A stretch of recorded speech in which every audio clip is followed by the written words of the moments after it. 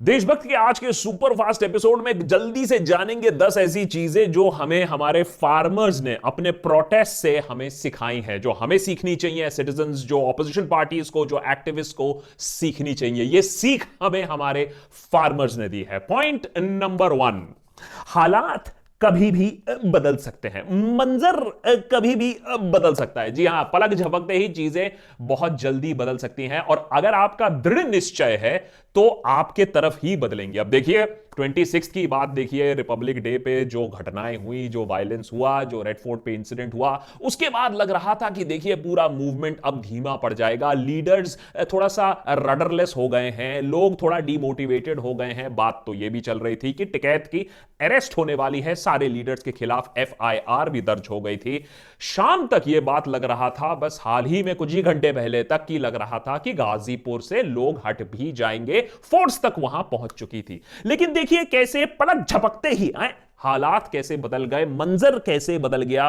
खासकर कि जब यह भी मालूम चला कि भाई वहां कुछ खातिरदारी भी होने वाली है लोगों की, तब लोग और भी इस मुहिम में जुड़ गए। तो अगर आपका निश्चय सही है, अगर आपका इंटेंशन प्योर है, तो बस लगे रहिए, ये पलट ही जाते हैं। दूसरी बात, आंसू अच्छे हैं, सरकार के ताकत से सच्चे हैं। अब ये पेट्रियार्कल सिस्टम में हमें जो सिखाया जाता है ना, boys don't cry, strong man don't cry.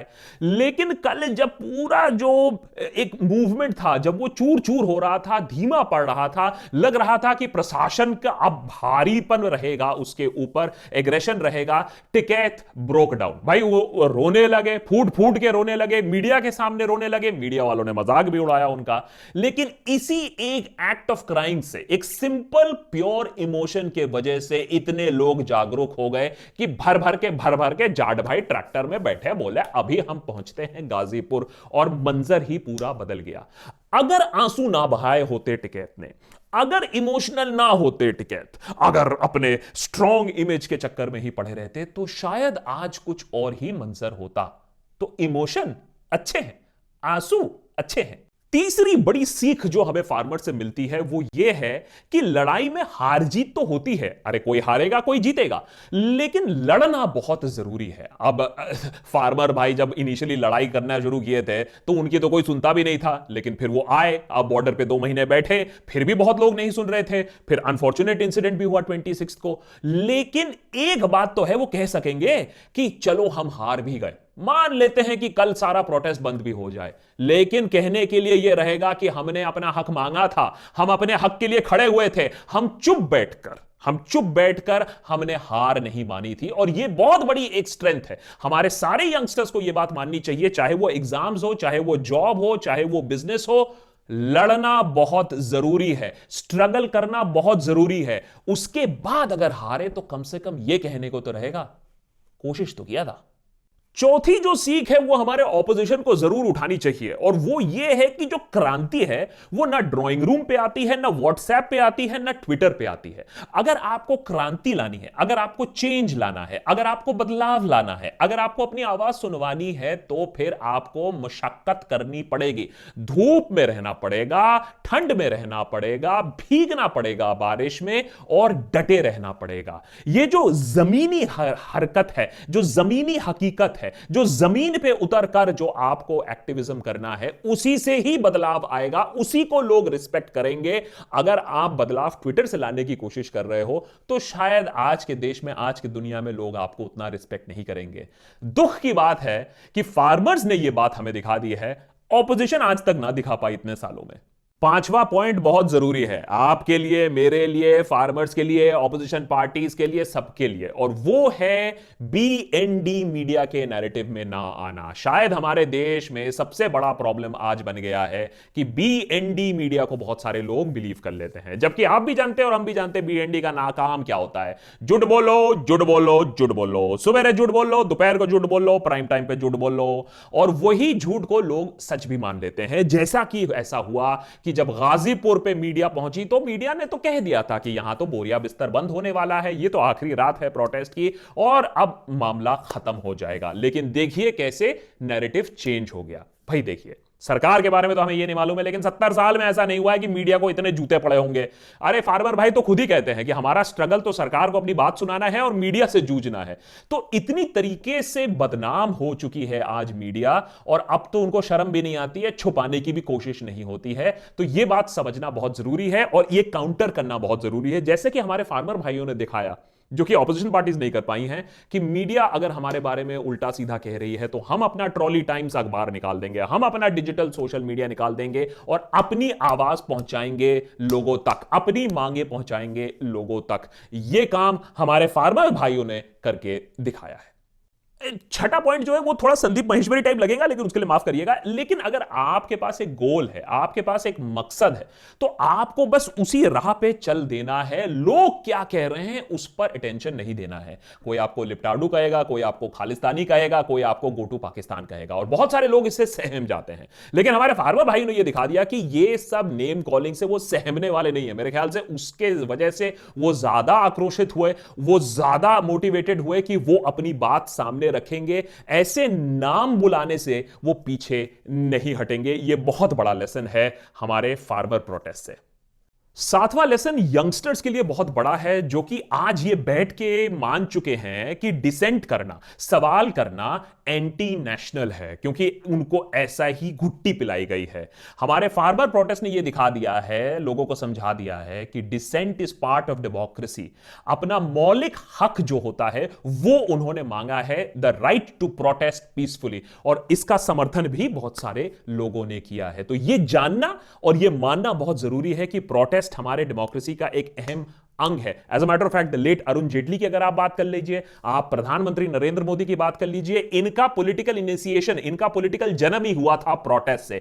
Late Arun Jaitley का जन्म प्रोटेस्ट में हुआ था, जब उन्होंने इंदिरा गांधी के खिलाफ इमरजेंसी में अपनी आवाज उठाई थी। और नरेंद्र मोदी का नवनिर्माण मूवमेंट, अगर आप पढ़ लें गूगल पे कि कितना बड़ा मूवमेंट था और उसमें स्टूडेंट्स का कितना बड़ा हाथ था।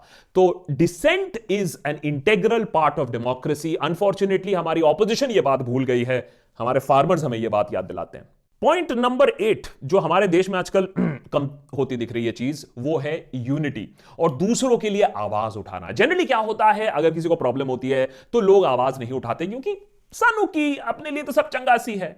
लेकिन फार्मर्स के लिए एक रिस्पेक्ट है और फार्मर्स के लिए एक साइलेंट सपोर्ट भी है, जो बहुत सारे लोगों में देखा गया। देश में नहीं, दुनिया भर में, चाहे लुधियाना से लंदन की बात कर लीजिए आप, हरियाणा से आप ह्यूस्टन की बात कर लीजिए, पूरे दुनिया में हमने ऐसे कितने जगह देखे हैं जहां फार्मर प्रोटेस्ट को लेकर लोगों ने बात की, अपने सरकारों पर मांग किया, वहां प्रोटेस्ट मार्च निकाले। ये अपने आप में एक यूनिक एस्पेक्ट है कि दूसरे लोगों के लिए, जब आप डायरेक्टली इंपैक्ट नहीं हो रहे हो, दूसरे लोगों के लिए आवाज उठाना, क्योंकि अगर नहीं उठाओगे तो अगला नंबर आपका भी कभी आ सकता है। तो ये यूनिटी, ये एकता का जो प्रतीक दिया है, ये बहुत इंपॉर्टेंट है, जो हमारे फार्मर प्रोटेस्ट से ही मिला है।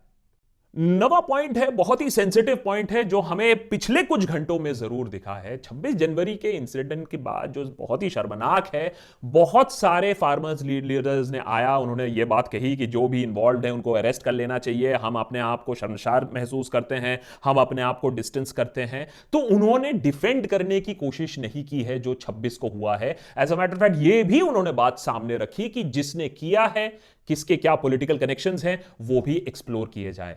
लेकिन अगर आप गलती करते हो तो आप माफी मांगो, लेकिन ब्लैकमेल मत हो, गिल्ट ट्रिप पे मत चले जाओ। और ये फार्मर भाइयों ने दिखाया, जब इसी 26 के चलते हुए मूवमेंट को खत्म करने की कोशिश हुई, तब उन्होंने ये भी दिखा दिया कि वो ब्लैकमेल नहीं होंगे, अरेस्ट हो जाएंगे, लेकिन ब्लैकमेल नहीं होंगे। जो काम उन्होंने जब किया ही नहीं, तो उसके लिए वो क्यों अपने आप को गलत माने। तो ये चीज हमें देखने को मिला, और जिसकी वजह से आज भी प्रोटेस्ट अब आगे चल रहा है। ब्लैकमेल नहीं हुए, गिल्ट ट्रिप में नहीं आए।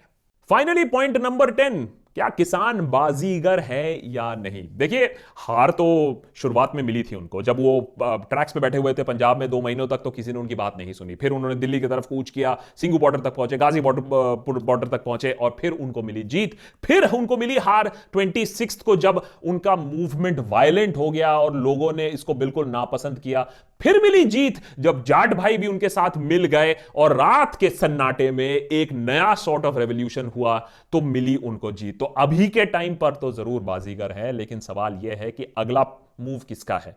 क्या ये मूव को फिर से बांटने की कोशिश होगी, वायलेंट बनाने की कोशिश होगी? ये फार्मर लीडर्स पर ही अब है निर्भर कि वो एकजुट रहे और कोई फूट ना डाल पाए, कोई और ग्रुप वायलेंस ना कर पाए। और एक चीज तो मेरे ख्याल से साफ हो चुकी होगी फार्मर प्रोटेस्टर्स को भी, कि अगर यह मूवमेंट किसी तरीके से भी, चाहे गलती से भी वायलेंट हुआ, तो सपोर्ट नहीं रहेगा। तो वो गांधी जी की बात फिर से याद आ गई कि भैया चौरी चौरा फिर से नहीं हो सकता है, कोई भी वायलेंस नहीं हो सकता है, अंदर से भी नहीं हो सकता है, क्योंकि किसी भी वजह से अगर वायलेंस हुआ तो खामियाजा पूरे मूवमेंट को ही भुगतना पड़ेगा। लेकिन ये रहे 10 ऐसी चीजें, इंटरेस्टिंग चीजें जो हमें सीखने को मिलती हैं फार्मर प्रोटेस्ट से।